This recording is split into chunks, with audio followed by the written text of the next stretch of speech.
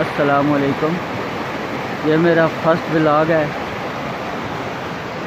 ये आपको दिखाने आया हूँ एक नाला जिसको हम सटना बोलते हैं। बहुत ही खूबसूरत जगह है। ये मेरा पहला व्लॉग है। ये देखें बहुत ही खूबसूरत। ये आगे ये दरिया है, इसमें जाके गिरता है। ये यहाँ पे मच्छियाँ भी होती है और ये लोग शिकार करते हैं मछलियों का।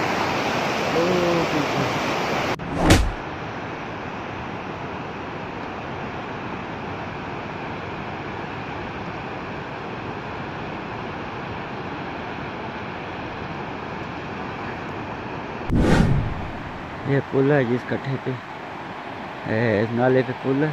ये देखिए, ये पूरा जब बारिशों का सीजन होता है ये आता है। बहुत शदीद और खौफनाक तूफान आती है।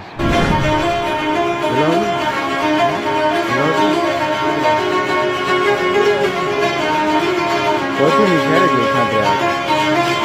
निशान ये दरिया जेल